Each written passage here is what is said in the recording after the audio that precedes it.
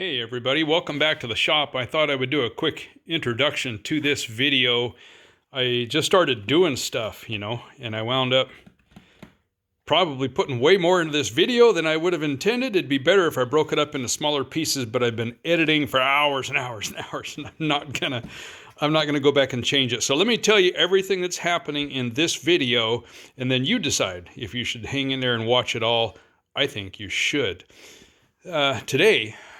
Today, it's been longer than today, but we are going to talk about how we're going to mount the motor. And we are making a number of modifications to the mounts, and we're installing it in kind of a unique way that I think you will enjoy. We are also installing our stuffing tube. This is actually a sleeve for the stuffing tube that is going to be a solid flex drive. I will show you how to install it, how to get the angle correct, how to get its directional, whatever you want to call it, correct, how to align the motor with it perfectly. If you have seen my other video about installing a solid flex drive, that video was all about retrofitting into a boat, and it's perfectly fine for a new installation, but we are doing a slightly different technique here today. Okay, so hang in there. It's going to be kind of long, but it's important on the positioning of the engine, getting everything dead nuts straight. Can I say that, YouTube? I sure hope so. Let's get right into it. Here we go. Okay, so here's what we've done. We've got our strut mounted. 3/4 inches our prop depth. Measured from the turn fin side, if you're copying what I'm doing,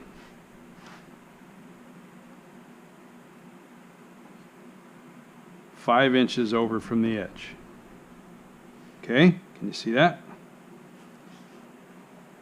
Up here, kind of just behind this 1/4 inch framework here, if we made a mark at 5 inches from the edge and put a straight edge on here, we'd have our strut perfectly straight, right? But remember, we're going to point it towards the turn fin a bit. I'm going to go 3/32. Why? Because I'm chicken. I'm afraid to go 1/8. So I'm at 5, and I'm going to count 3/32 over. That actually lands at 29/32 here. And we're going to draw a line. Okay? It's only a small flat spot here. Don't worry, we're going to deal with this gap here later. Let me flip it over so I'm not looking at the numbers. I can feel when it hits the flat. Looking forward. Double check. I don't know if you can see it. I am just off of that line. I'm probably a 30 seconds shy. There will be that much movement here if I loosen these and jimmy this guy around, so it'll actually come over ever so slightly. And there's probably enough clearance here where you can toy with setting it straight or angling it slightly. We're angling a little bit, so we're pretty darn close right there. But now, where are we going to cut our slot? That's why I'm still mocked up over here, so that you can see all of this all at once. I'm going to recheck everything. Turn it on. 0. 1.1. Happy with that. I've already checked the depth. It's 3/4. We're going to rotate it in. Remember, we're going to go ahead and shoot for about 8 degrees on the engine. Oh, I should have left that on. Hang on.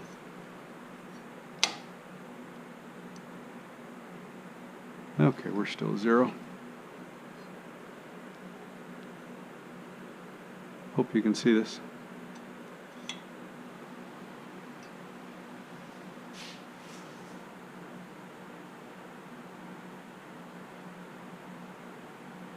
Okay, that's 8.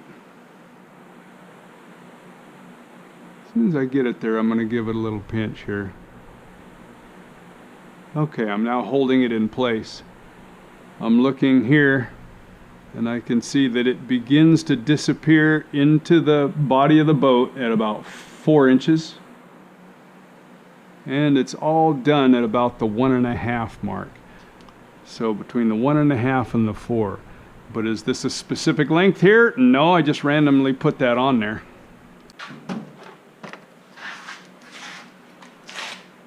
Four. 1.5.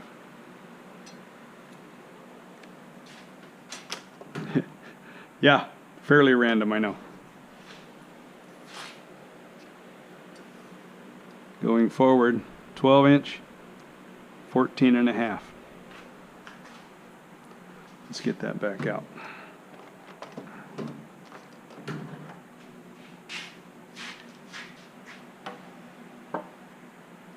Inch, 14.5. That's where we'll cut our slot. Now, of course, we're going through material, so we're going to have to lay the wood over in order to get it to lay through there. You'll see it'll make sense here in a minute. I'm going to make some marks, and then we're going to cut this out, and then we'll come back. Hang tight.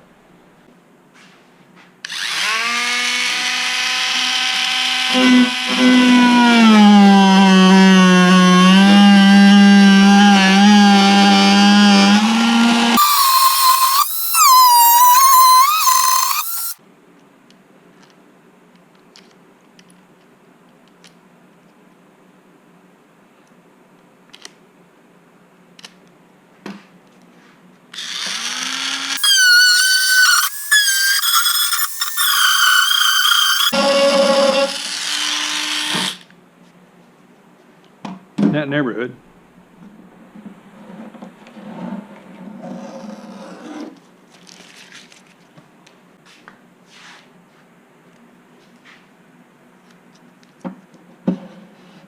Sure. Can't quite angle it far enough yet, right? Because we got to elongate this out here.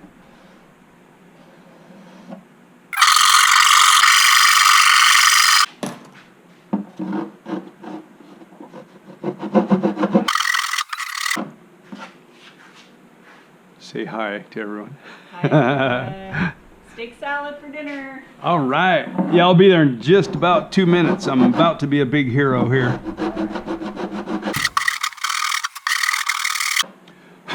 Let's see how we did. Look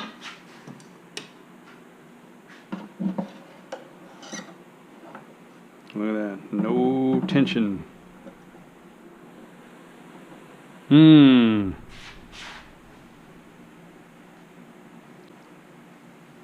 Needs to come this way a little bit because we haven't done our same routine here yet.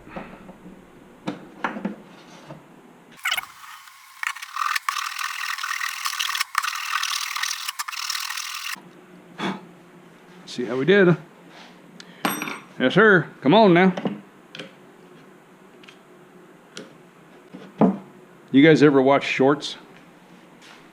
If you haven't seen my shorts, go check out my shorts. I put one in Jackson Brown up there. This morning, me and Jackson went down and caught a couple fish. It was nice. First fish of the year. Got to get some payback for living on the river and dealing with all the skeeters and general mayhem that comes with living here.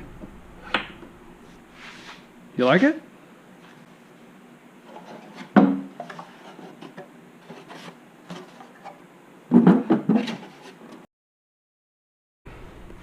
We should cut this to length next, and let's set our motor in here and see how the collet is lining up. I think it's going to have to come up to this neighborhood here, which would mean I didn't need to slot this out. Motor mounts. It's time to get ready. Okay, so these come from Rattlesnake RC. It says H&P Racing on there, whoever that is. They are beautiful. Nicely machined, and therefore We're gonna change them. This is what we do here. You know this by now. Okay, it comes with these cool little rubbers. And your little set of mounting hardware here. Motor mount screws. The ones to actually bolt the motor to it. Way too long, so don't use those. Cute little button heads. No doubt this must be for mounting these to the floor of the boat. Don't use those. Put this stuff in your bolt bin. They're great. They're awesome. Hey, appreciate it. Thanks for sending them. Okay, these. Here's what you do. You thread it in here. And you tighten it as best you can with your hand without ripping the rubber. Does that sound like a great idea? No. It's going to work loose. What are you going to do? Tighten it as tight as you can and then hope for the best. Next problem. Let's pick one. Pick a card, any card. 10,000s. Okay, fine. Ready for this?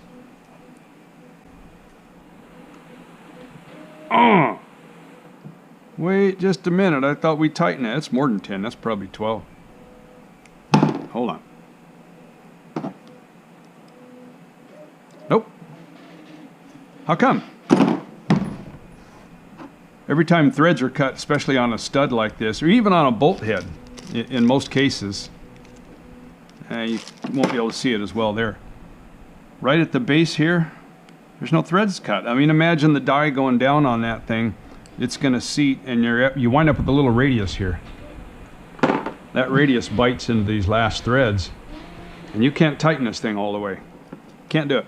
What all you're tightening is you're actually just binding the threads, which is a terrible idea and is tacky and looks silly anyway and doesn't seat.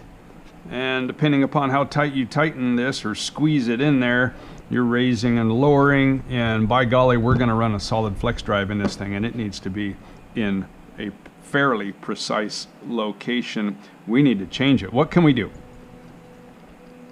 You can pull these guys out, and you grab your handy little taper, right? Any one of a number, and you go in here and you can hit these threads and cut a taper into them, basically just eliminating the last thread or two, and this guy will go in there and it'll seat. And you still tighten it as best you can against the rubber and hope that it holds, and it will work loose. And that's just not cool.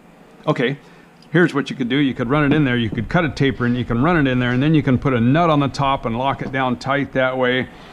Sure. If that's what you want to do. Plan C, which is really plan A. Okay, we're not using the screws and we're not using the rubbers. And we're doing it like this. Oh my, doesn't that look awesome? Aluminum screws. Black anodized. Come on. Cut a taper. Now I can tighten it fully. Plus I can get the motor out real easy. Look at that. I can pull the motor with the mounts. What if you got a tank that's going to hit here and you've done it this way? I guess you go underneath the boat and then pull your screws out here and pull it out that way. But what if I want to leave the rubbers? Plus, this is going to allow us to do a super cool trick inside the hull soon that's gonna blow your mind. Stick with me, hang around. Probably in this video. By the way, yeah, that's the mold. We're getting close. The mold for the eliminator, right? You want to see it? It's the original plug there. Still in decent shape. I talked to Mike at ML Boatworks about maybe sending him my mold so that he could make the cowlings. I want to keep my mold. Maybe I'll send him the plug, and if he wants, he can mold it himself, and maybe you'll be able to get cowlings quicker from him because they only happen here when I'm ready and in the mood. Sorry, I do all this for you, man, but golly. Okay, so what we've done is we drilled it, we've cut a taper, we've gotten this style. This is neoprene Neoprene, I think, from McMaster Car. If you want, hit me up and I'll see if I can find a link. Or if I think of it, I'll put a link in the video description. But so yeah, we drove the threads out, we cut a taper, and we use these cool little rubbers. And oh, does it look awesome. That's just what I like to call the right way. Here's how you do it. Let's do this. Obviously, I've already done the other one. It's about 2 weeks ago. And then I came out here to shoot the video for you. I'm like, dude, I do not remember what I was doing. I'm busy, man. The whole house is ripped to shreds, doing a full remodel. Floors are completely out.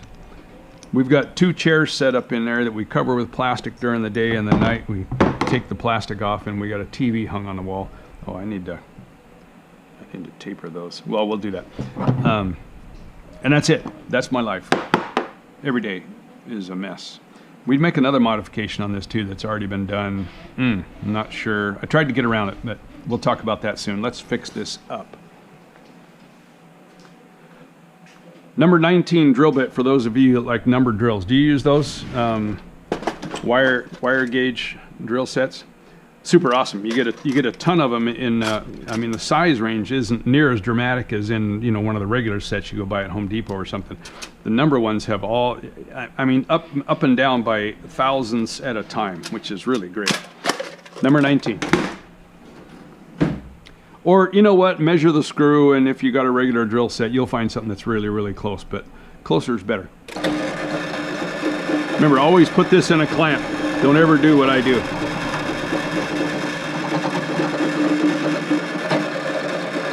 Living on the edge, baby.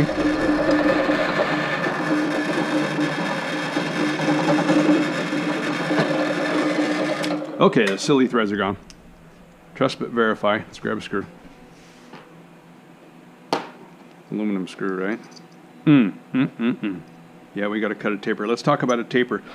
There's different angles. Oh, I think there's 82. Is it 84? Yeah, 100. There's all different tapers, so you got to make sure that you're using the right cutter for the right taper of screw. Oh, I've got the one over here already that I want to use. It's just one of my less used ones, so it's a little bit sharper. A way you can check it if you're not sure is when you bring the angles together. I hope you can see this. The screw should be parallel with the body of the cutter. I have no idea if you're going to be able to see this. I'm touching the taper of the head to the taper of the cutter. Can you see that? And they land parallel. Now you can imagine if this was a screw that had a shallower cut.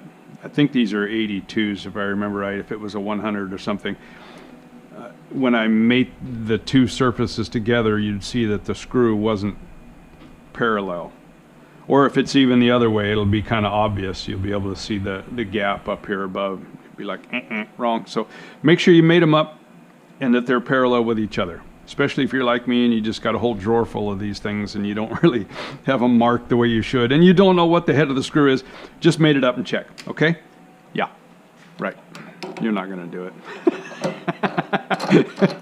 Yeah, you know what? If you cut it wrong, it'll probably still work just fine, but no, it won't. Do it right. Oh gosh. You should go up a little bit here.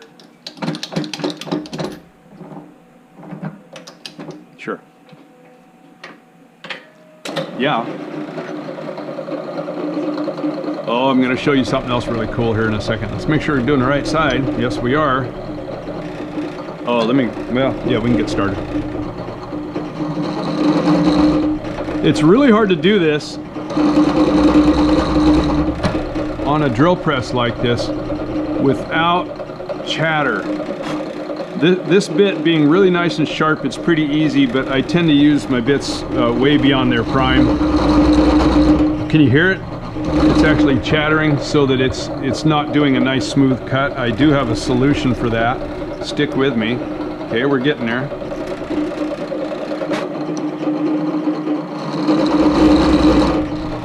Oh, it's chattering something awful. Closer. I'm going to stop without getting all the way in. Without having the head sit all the way flush. I actually don't mind on these. I think it looks kind of sexy to have it sitting up a little bit, but we're gonna get a little further than that with the next step.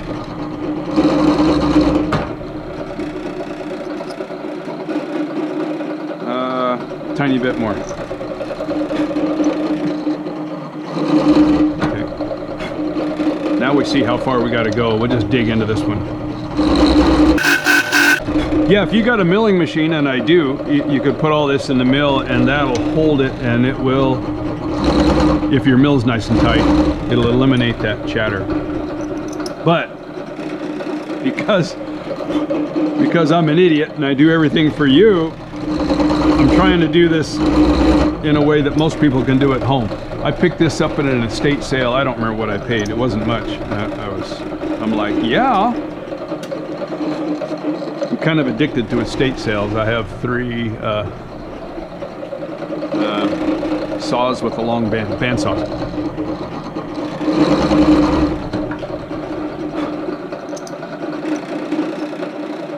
Is that about where the other one was? Yeah. Okay. Next step. This is awesome. Remember that that homemade taper that we used on the back of the boat? This will work on aluminum too. It'll smooth that out. Trust me. How about reverse? I don't know. Can you see the aluminum shavings spitting off of it? Oh, look how nice and smooth already. I don't know why this one cuts so good in reverse. Oh, here, let me show you. Not why it cuts in reverse. I mean, that was just an inside my head thing that has nothing to do with nothing.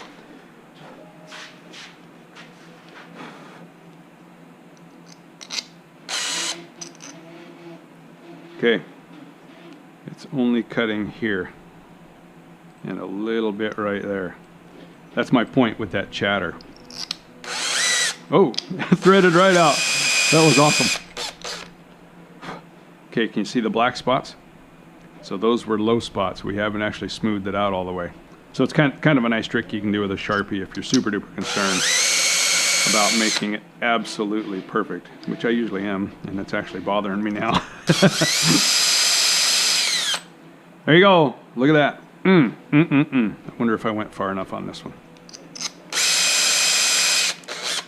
We're going to say I did. Okay. Aluminum screws.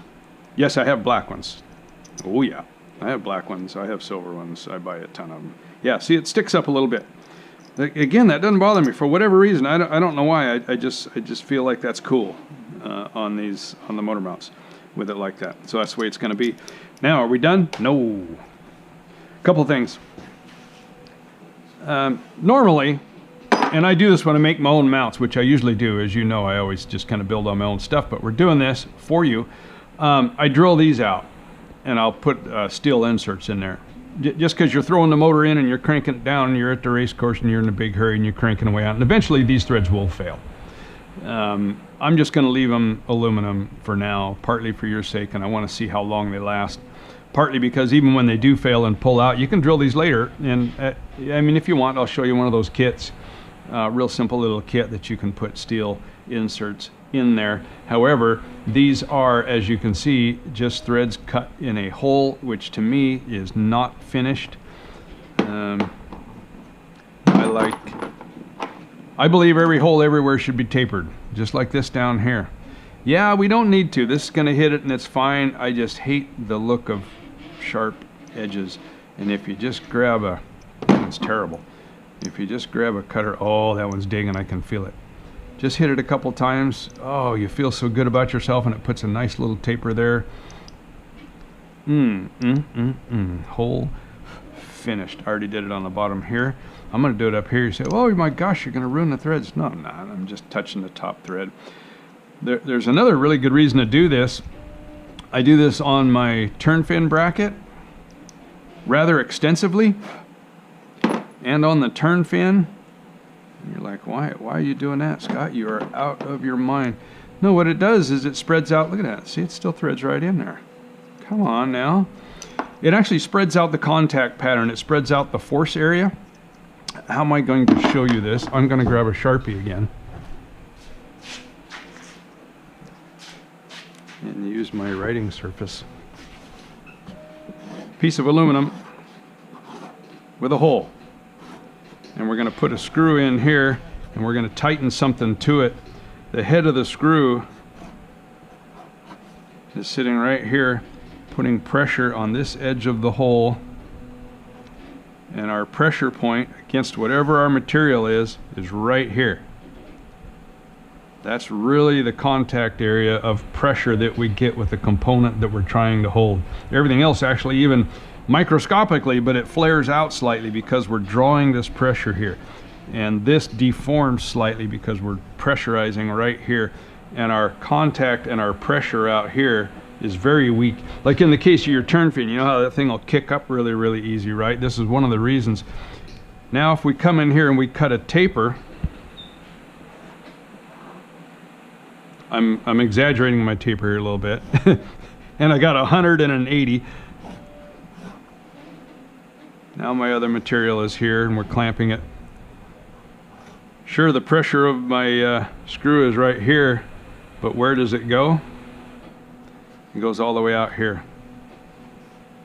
And now I have a much wider pinch area which will hold your product much, much better. It means nothing to us here. I mean, come on. But it's a very real thing on mounts and brackets and such. Always taper the holes. First of all, because it feels good, because it looks good. Second of all, you get a much better clamping area. Did that make any sense at all? And I'm really just making this stuff up in my head, but that's the way I see it. I believe it's true, because come on. The pressure goes to the contact area. That works. Look at that. We have now made the other half. I don't have, where's, anyway, you get the idea. Hi again. Piggy baby. Oh, by the way, there's Jackson Brown. Flopping around. Such a good boy. Thank you. Okay, more soon. Hang on. Got a lot more to show you. Wait a sec, I remember what I was going to tell you. The other thing that we have to do here is I'll show you in a minute the why, but we're mounting this motor extremely low in the boat. A couple of reasons. It's a super low cowling anyway. You couldn't see it, could you? It's a super low cowling, or quite low. And the hull is built on a really low profile. Plus, you'll recall we brought the bullnose forward, which gets us up into an even tighter area of the hull where our motor's going. So we got to get the motor away from the top of the cowling. So we're mounting it as low as possible. Also, we want the drive line, the solid drive, to run as straight as we can get it. It needs a little bit of curve, otherwise it would chatter like crazy. So we're going to run a little bit of curve, but we're trying to get it down as much as is reasonable. And we could go even further than I have planned. But again, I'm doing what I'm doing partly because it will help you, I believe. But here's the thing that couldn't be avoided. Rattlesnake RC, when they build these things, this block here, that the actual mating block, stands up considerably higher than what you see now. Yeah, this is an unavoidable thing you have to do with a mill. You can get yours modified, or I hesitate to say this because I don't want to do this for a living, man. I'll modify it for you. I'm not changing the angle. It turns out they used about 4.2 degrees. I'm sure they were probably targeting 4, but at least on this set it was 4.2, which is fine for what we're doing, and you'll see that later. But I do mill this guy down to where this rear portion almost touches, or I might even, on future ones, maybe when I do yours, I'll actually make it touch, because I think we're going to have to shim mine just a little bit. But that's kind of my target. Okay, can you see where that's coming close there? So this does have to, this is a mill thing. You can get a cheap mill, learn to use it. It's awesome, comes in super handy, but I have a jig I created that these things will sit in side by side, and then I just pass across it with a fly cutter and take it down like this. Okay, so we're gonna have to do that. Sorry, you gotta do what you gotta do. They're too tall. They got the wrong rubbers. They got the wrong screws. Other than that, these are awesome. And they're beautiful. I'll use them again, but I will make these changes. Okay, that's enough yakking. Let's get on with putting it together.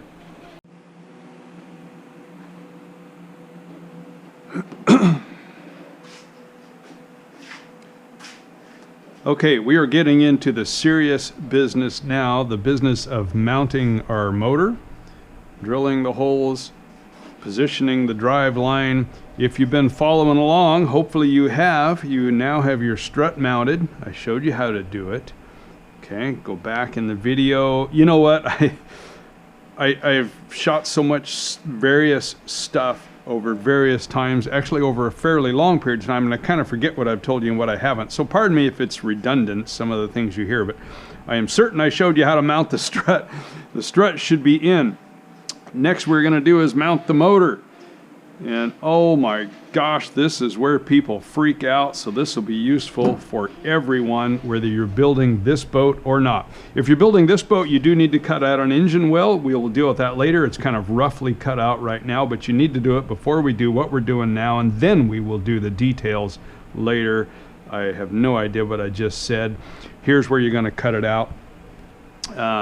Right to this 1/4 inch framework here. Yeah, you can probably tell I've already ground this out a little bit of a radius here. We will have to do more on this later, but you do need to do this now as well. You know what did I use? Did I use I used, this works better than you might imagine. It is not there because it is here. This is my all-time favorite cutting wheel. There's a link in the description. I know I've got tons of links of all kinds of stuff there. Check it all out. Order up some of this stuff. Use my links if you can. You don't pay any extra, but it does help the channel a lot because this is killing me. This thing here is awesome for cutting wood. Also, you put it in your angle head and you can just kind of work it back and forth on here, and it'll make beautiful little cuts like what you see here. Yeah, do that. Okay, I'm going to forget where it is unless I put it back. Sorry, I know we're spinning around and stuff. Okay, so you've cut a bit of a radius here. You're going to cut this guy out. It's in a little bit of an odd spot. It'll probably get changed over time, so where you put it right now is not super duper critical. Coming off the right side wall, it is at, okay, it's at 1 and 14/32, and the far side is 3 and 10/32. I know that's weird. Roughly 1 3/8, almost 1 1/2, and a little over 3 1/4. The length of it right now coming from here is what? I actually don't know. Oh, look at that, right on 4 1/2. Okay, so that's your position. Just hack that out. Same thing, you're going to use that same cutoff wheel and just buzz away at it. I believe I showed that in the video somewhere. Where are we putting the motor? I have a one little ruler that I cut shorter. This is really handy because you can get all the way down and lay it down inside here, where the typical 6 inchers can't lay all the way down in, right? Okay, so this is nice and handy, even though I really don't like it because it's hard to read. So we're going to look at our strut mounting position that we have already carefully positioned when we were on the other side of the boat. Now we're on this side, and we need to be able to figure out where to put the engine. Boy, I don't think you're going to be able to see it. I'm going to move my head around a little bit, hoping I get it in the view, but I'm touching the right side wall, and I'm lining up with the mount here, and I can see that I'm looking at each side of the strut blade, okay?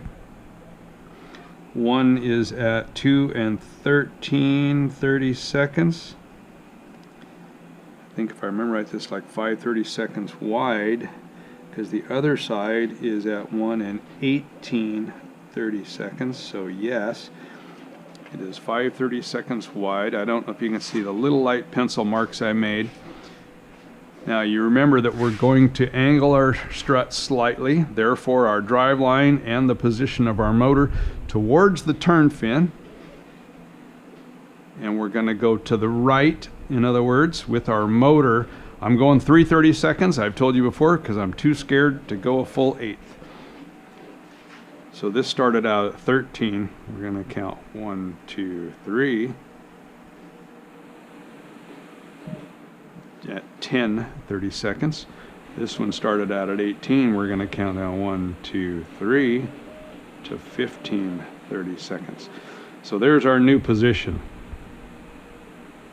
The big, heavy pencil marks, not the small pencil marks. I've already drawn it because I've already done this process. I do it now again for your benefit. Okay, can you see how I penciled this out in between those two marks? So in other words, the position of the blade, if you will, up here is right here. Okay? Slight angle. What's that mean to our motor? That means now that you've modified your motor mounts and that I've modified this part for you, or you did it, we're going to run this down to where it's just kind of hand snug on the collet, and the tail end of the collet is going to be at the back of this piece, straight over top of our pencil mark. Does that make some degree of sense? Now what? We drill holes? No. Trust but verify. Let's put in our stuffing tube temporarily. I paid attention to the lettering on this one when I cut it because you recall it was marked front. So that part goes to the front. It all has to do with the positioning of the bushings. They're Delrin bushings inside that Brent pushes up in there. And where they are matters, as well as where the bend is and so on. But anyway, because I blew it, I had to cut this. You'll need to as well if you're building this boat. You will take off, we may have to even take off more, but we are taking off 2 1/4 from the front. And now your markings up front are gone, but I noticed that the lettering that you probably can't read now is in line when I'm standing on this side of the boat. You know what I mean? Front to rear, not this way. So I know this is the front, or you can mark it in some other way. I just noticed that, and so I thought, oh, good. So let's get this out of the way. We'll push up through here because we already made our slot. I know I showed you that in the video. I'm trying to feel where the strut goes in and where the tube goes into the strut. I'm gonna have to look, sorry, upside down. I know, I get it. The GoPro's probably swinging around all over the place. So it's right there. I pushed, I felt it seat. It shouldn't have tension on either side of this hole. I'm rotating it until I get to a beautiful neutral position. Now I know that my curve is correct and straight. Once I get to where it's in a beautiful neutral position, right there.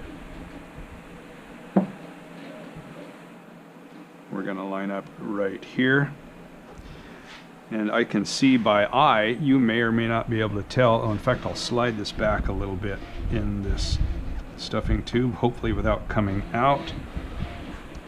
Okay, see how low that is in comparison to the motor? Is that a problem? No. Remember, we needed to flex this up slightly. We knew we were going to need to do that. So what we're going to do is use this. This is a clamping collar. This came in your kit if you have purchased this solid flex drive, which you should have done. This will be really handy to act as a tool to raise this guy up.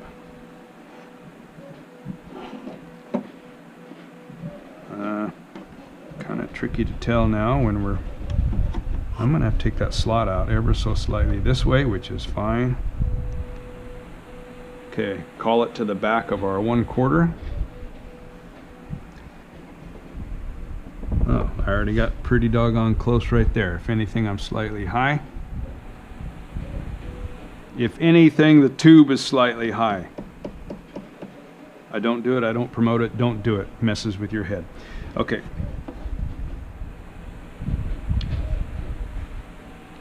I think that's it. What about the angles? Beauty of these things is you can zero them anywhere. I've got a mechanical angle gauge too, but then your You're trying to minus numbers, etc., etc. 0. Nailed it. We're looking for somewhere between 7.5 and 8, I think, is where we're going to need to land. 7.4.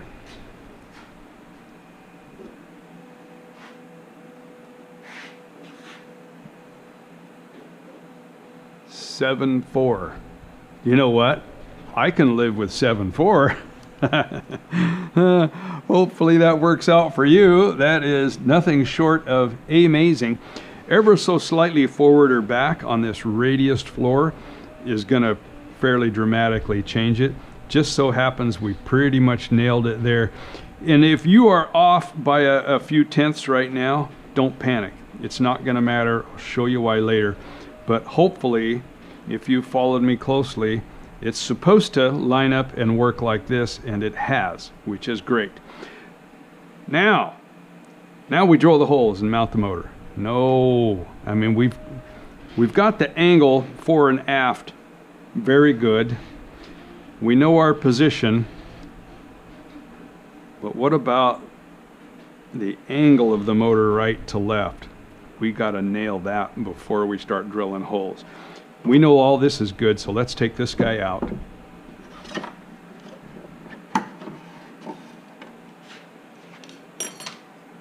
Set our motor back where we have it marked, where we know it is great, front to rear and right to left. But now we need to fix the angle of it.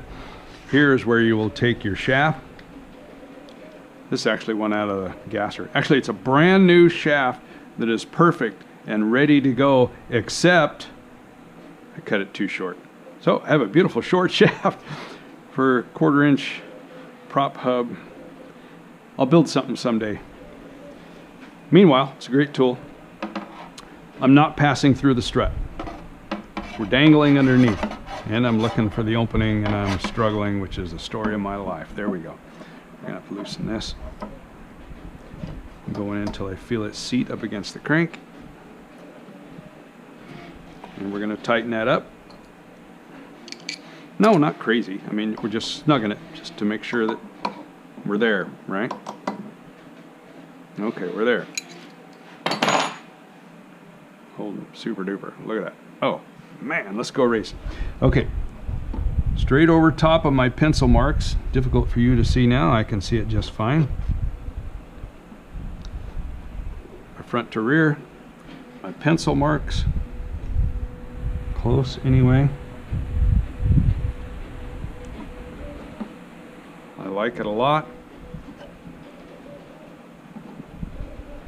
Now we drill the holes. No. Now we check it. Oh, I can see it's way off. Had we drilled the holes there, we'd be in big trouble.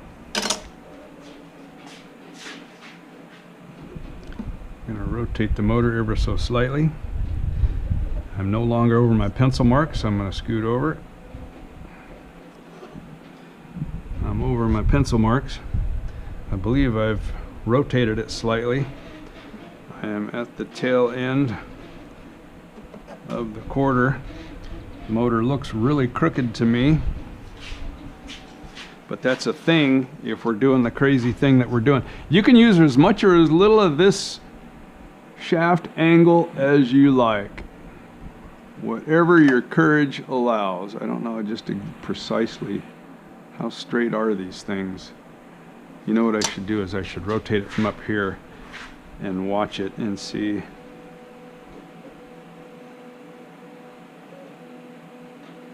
I mean, I think it rotates just as straight can be, as it should. Brent makes beautiful stuff.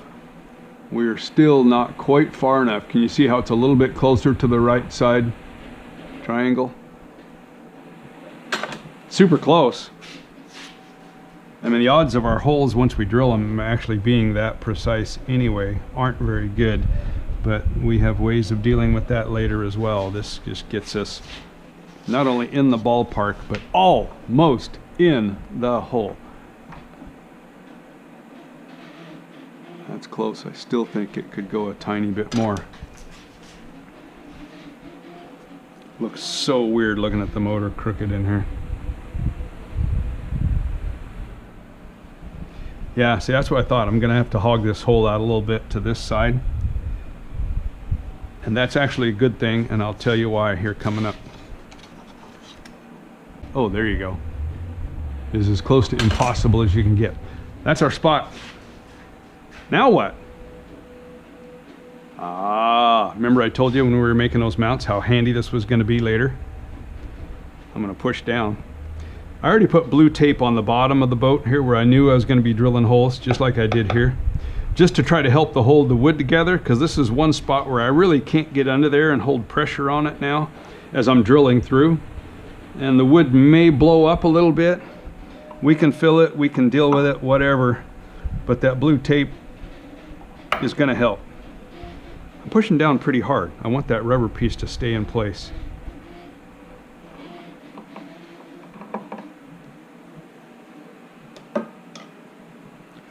You'll remember we used a number 19 drill bit to drill through the mount.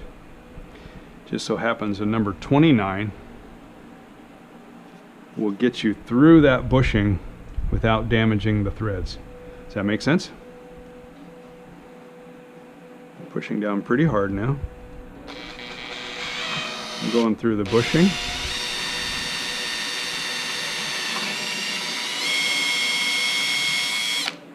And our first hole is set.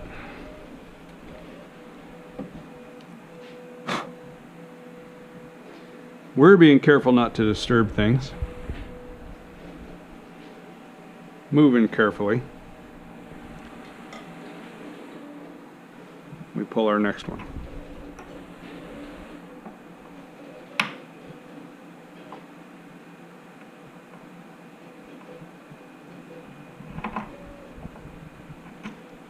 No sudden movements now.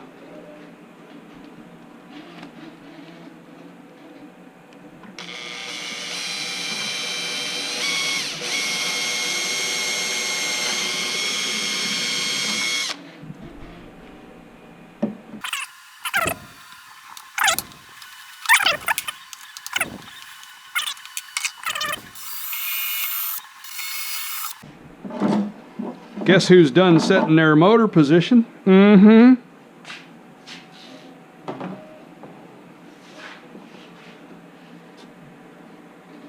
you love it or do you love it?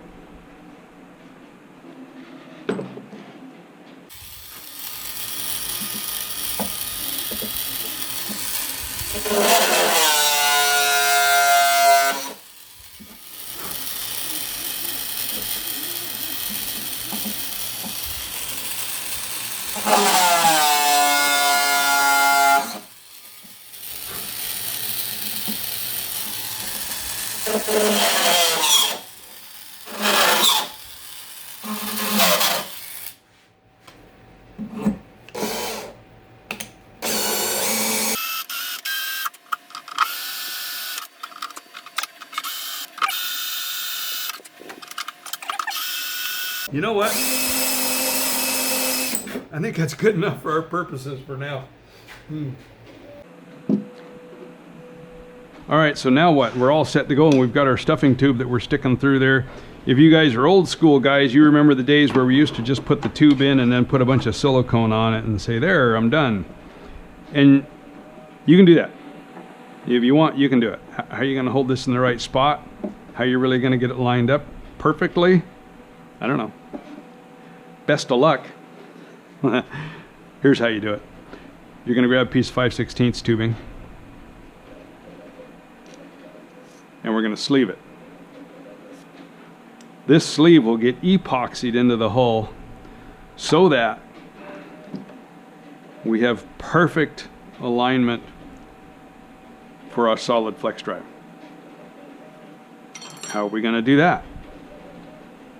You're going to have one end cut, clean it up, make it nice, because this end stays. Okay? This is going to be a permanent part of the boat. This guy is going to go over top of it, and when your stuffing tube comes through, you'll tighten this, it'll squeeze the tube, it'll hold the tube in place on this end, and the back end, it fits into the strut. So cool. Oh, I'm going to have to hog this out. Remember, I needed to hog this side out a little bit. That's what we're going to do. We're going to hog this out a little bit, and I'll be right back. Hang on. All right, I've put the motor in. You saw when I cut the tapered sections for the screws to sit on the bottom, I didn't go very far, and it was because my tool was really, really dull. I'm glad I didn't, because this is only an 1/8 of an inch floor now. Remember, we've sandwiched and reinforced it. And if I go too much further than that, well, it's the wrong screw, but you get the idea. If the floor is only an 1/8 of an inch thick, you can see where the non-threaded portion could almost come through and interfere with our threads on our little isolator here.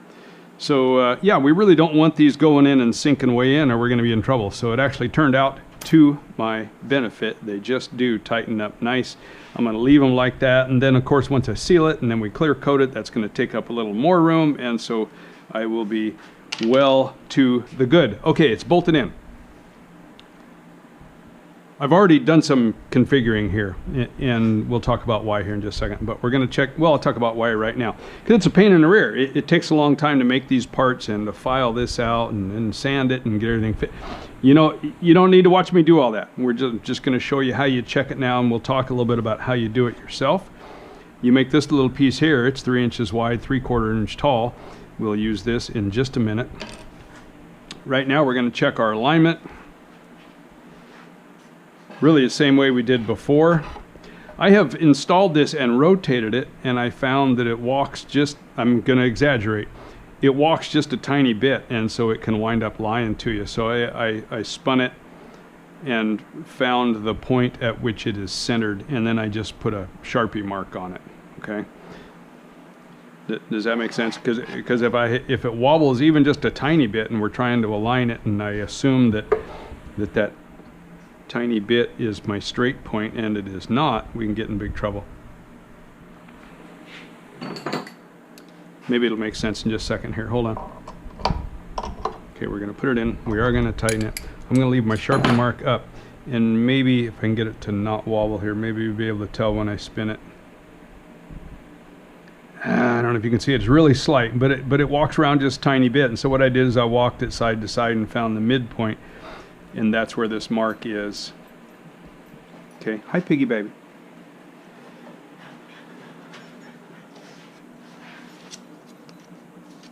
And if we were living right, which turns out we were, the motor will go in nice and straight. Can you see how we're nice and centered on that, on these two angles there? So this is good. I know a few of you were yelling at the screen telling me not to trust those bolt heads to get the angle, so I took the whole head off, and you were right. It's a couple tenths different now. See? You guys get it right. Every now and then. All right, so we are confident in our motor alignment. Okay? And we wound up on our little pencil marks here, as you will maybe recall. It's kind of a pain here, but it is what it is. Oh wait, no, I bet I can install it with that there. No, I can't. Oh, what I'm getting at is when this fits into the strut, obviously you have to go forward, pass into the strut, and then put it in. And it hits here. Yes, I could shorten it. No, I'm not going to. I like it to be as long as I can get away with for stability's sake. Although I've had this on and off here maybe a dozen times. You know, filing, fitting, doing what I gotta do. And it's important, you know, take the time, do whatever you gotta do. Get it right. All right, now I'm gonna be reaching underneath, I'm gonna rotate it, and because it has a bend, you'll see this thing move side to side, right? But we've taken our time. We know this is in perfect alignment with the strut.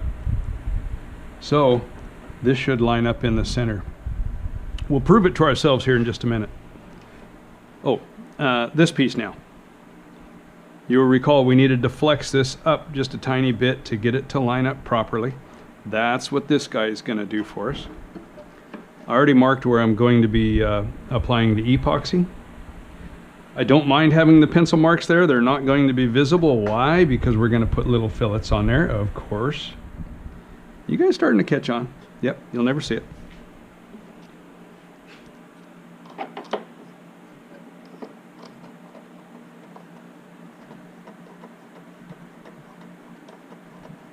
Can you see the misalignment there?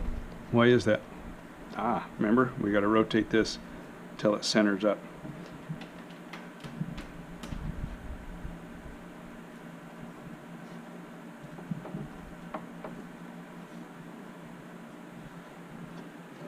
Okay, we're going to put our shaft in. Remember, this just went out of the gasser, but you'll have one. I just haven't cut my other ones down yet, and I didn't want to deal with a big old long thing.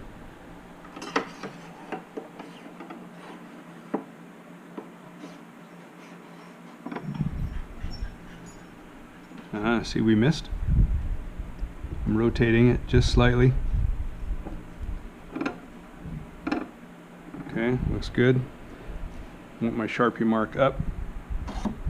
Should pop right in. I saw it move over a little bit. Oh wait, there we go. Maybe not. Super duper. Okay? Okay. Now, don't get yourself in a rush and skip a bunch of this stuff and think, it's pretty close because it feels like it slides in nicely. No, when this thing is loose, there's quite a bit. It will forgive a lot of misalignment. So that's why we count on setting our angles right. Again, give or take a couple tenths. I'm not freaking. And that's why we use our alignment this way and make sure that it's spectacular. And then with the alignment we're looking for now here, pushing this forward, is really just that it lines up properly at the initial set. Okay? Again, because it's really forgiving inside. If we had this crooked, I'm exaggerating because I tend to, it would still slide in, and you might think, well, it's fine. No, check those measurements. Check it the way we have done it. Get it set perfect, like it is right now. And I'd love to epoxy it right there, but what I'm going to do is take this guy out of my way so that I can epoxy underneath this piece. In other words, I'm going to repeat everything I just did because I did this all for you. Oh, we should talk also about the fact that I have clearance all the way around on this guy because I don't want pressure on this floor. I don't want it pushing the tube one way or another, right? I've made room all the way around. I'm going to wet all of this with epoxy. All the way around here. All the way around this guy here. And then we'll use thickened epoxy and stuff it in here. Okay, raw epoxy, not raw, mixed, but not thickened epoxy to wet everything out. Then we're going to push thickened epoxy in here and use our finger or whatever to try to make as nice little fillets as we can. Yeah, we're filling up this entire area under here. If you're really crazy about it, you could cut a piece of, this is 1/8 inch by the way, a piece of 1/8 inch, cut a little wedge and slide it up underneath there. But why? Under here, we should talk about this before we get too far. Gosh, I hope you can see that. Do you see how far the brass sticks out here? The brass sleeve, I haven't talked about cutting that yet. When you, here we go. You can really only make the sleeve as long as you can make it before it gets into the bend of the tube. And you don't want to jam it way on there and have it straightening the tube out, right? So I have made it as long as I can for stability's sake before it gets into the bend of the tube. And that was on mine 5.5 inches. Thank goodness I got that far, because it just barely is to the point where it extends out the bottom here. So we'll be able to epoxy that all up real nice and try really hard not to epoxy the black tube into the boat. Then if we do, we can heat it, grind it, whatever we got to do, we'll get it out, but we'll be careful. Okay, 5.5 inches long on this. You sure do need it to extend through the bottom. Do whatever you got to do to make that so. I was going to tell you something else about that tube. Can't remember what it was. Gosh, I hope it's not important. Oh, a couple of things that we're doing, and here's things that you need to know about why it's set up the way it is. You need room for this clamp, remember? This is going to sit right here, and that'll hold the black tube in.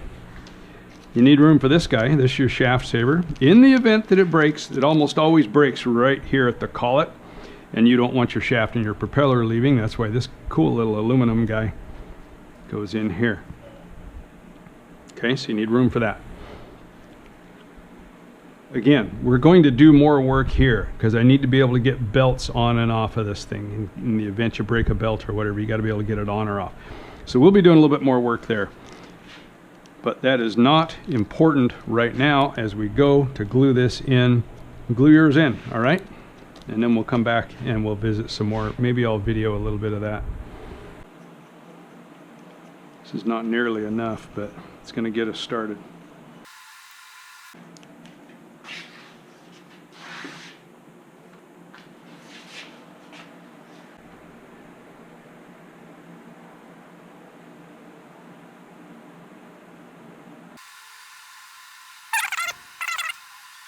I don't reinforce the floor on this forward area where this goes through. It might be smart to do that, but I've always used this sort of little bit of support and broaden it out like that, and I think it holds it plenty stable. Okay. I put a tiny mark on there showing me the end of that brass tube.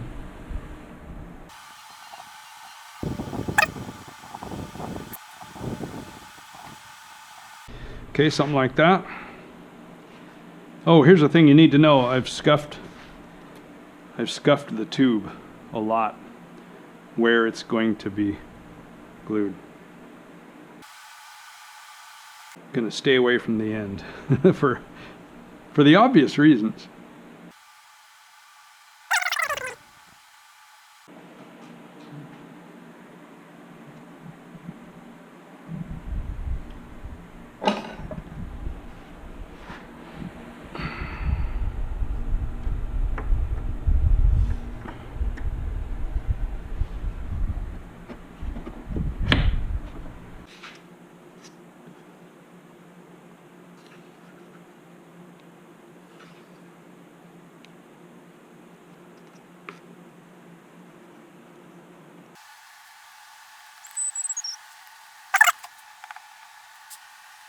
So we built a new back deck, right?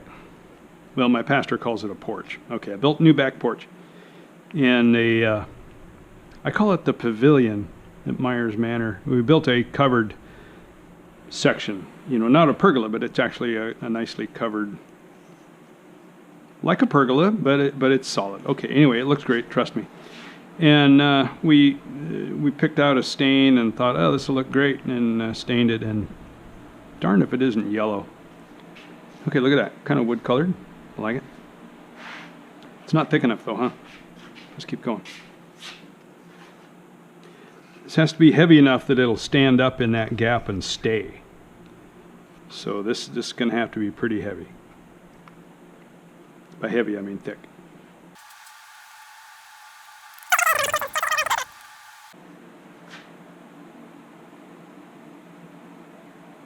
That's going to stay, huh? Maybe.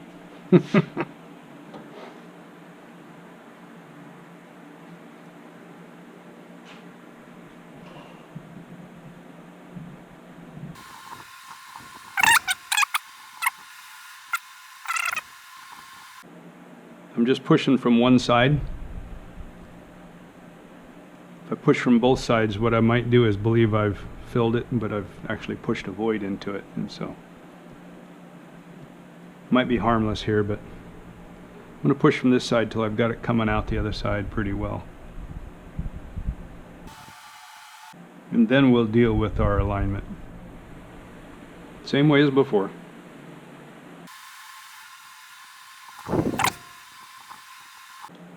Okay, we've only got a little bit left, so let's work with this piece now.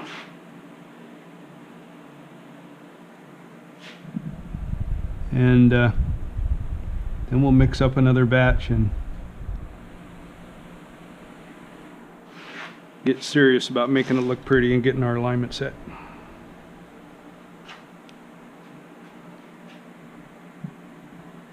Gonna push up on it from underneath.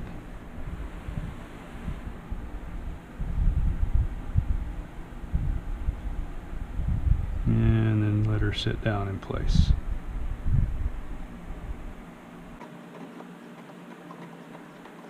You can see that it's not centered. I'm going to rotate it a little bit.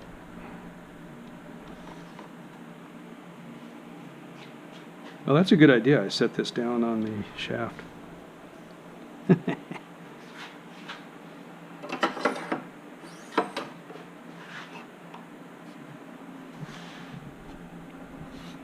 Where's my mark? Right there.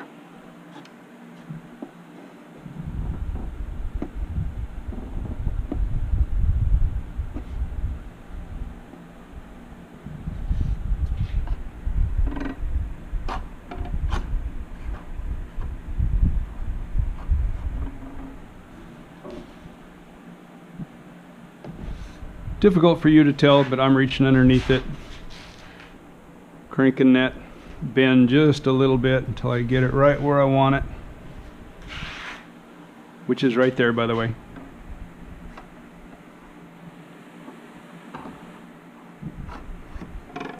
If anything, it's slightly low, so I'm going to scoot this back. That'll actually help our angle just a tiny bit. As you'll recall, it was 7, 2, and 7. I'll put this underneath and give it just a light amount of pressure on that tube just to change that angle ever so slightly.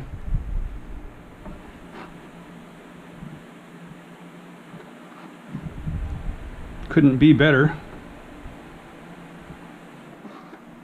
I want to see that center up. It's really, really close. Might not be perfect. Let's see if we can make it better.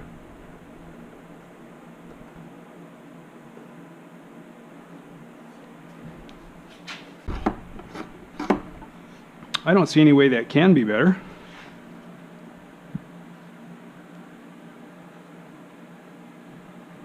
Let's finish up the details. You know what? There's an alignment tool available that Brent sells. I made my own. It's here somewhere. That you can actually use just to install that brass by itself. And that'll do a perfectly fine job. I have a complete video on that. I'll link to it, or maybe if you watch this video all the way to the end, there'll be those little cards that show up in the video, and I will link that one there. And it's just an alternate way that you can install it, and that way you can do it without having your strut in or anything. I don't think it's quite as spectacularly perfect as doing it the way that I've just shown you now. But it's a great way to do it if you have an already assembled boat and you're looking to convert to a solid flex drive. That's really what the video is all about. So go check that one out, and like and subscribe. Share with a friend. If you hate the video, share it with people you don't like.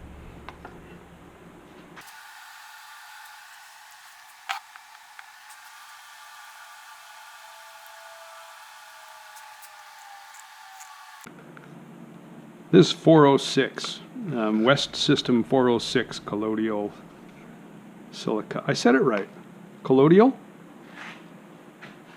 Colloidal. Dang it.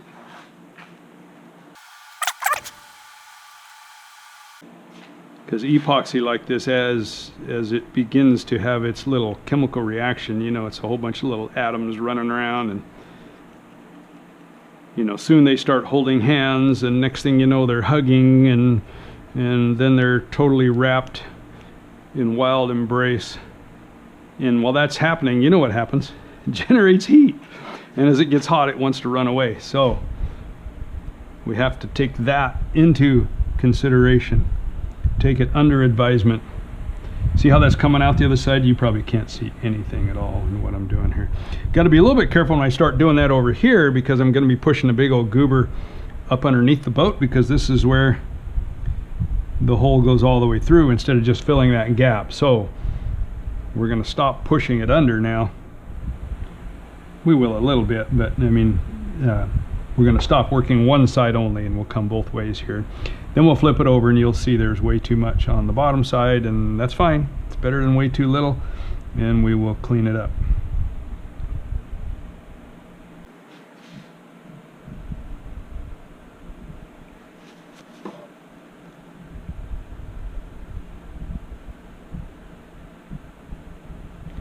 You ever notice that big fat finger? I totally smashed my pinky years ago. And you know, I kept on working. You know, you got to do what you got to do. Had things to do, man. And you know, it healed up. I mean, smashed it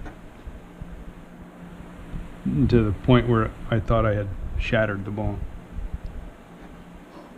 And turns out I did. Years and years later, it developed a cyst. And the way the doctor explained it to me was that when it smashed, the bone exploded and a bunch of skin particles, flesh, meat, got shoved down into the bone. I know, this is a great topic. Gosh, I hope YouTube doesn't give me a hard time. Anyway, and so when it healed up, you know, the meat and flesh part tried to do what meat and flesh does, and that is it just continues to grow. And so I had this big old cyst growing in there. And my sister thought it was funny. I had this ET looking, you know, pinky going on, and finally went in and had it cut open and took it out. But you know, the end result is this big old fatty. Can't even pick my nose with it anymore. I'm like, Doc, it's not worth living. He said, you'll get used to your left hand. He was right.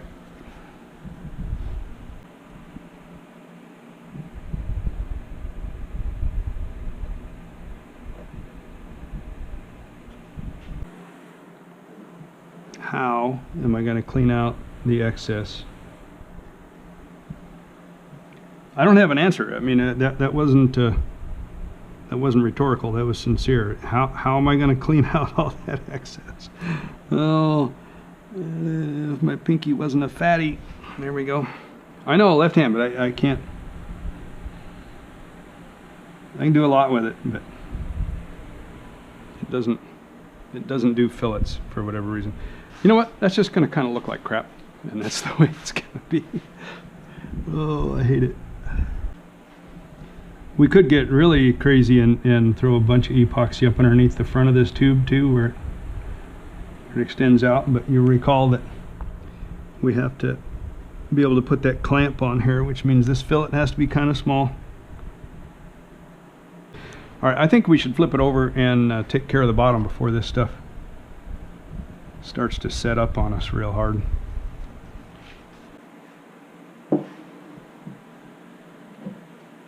Kind of sits. I want a little pressure on that. That feels about right. Okay, you can see how much we pushed under. That looks pretty good.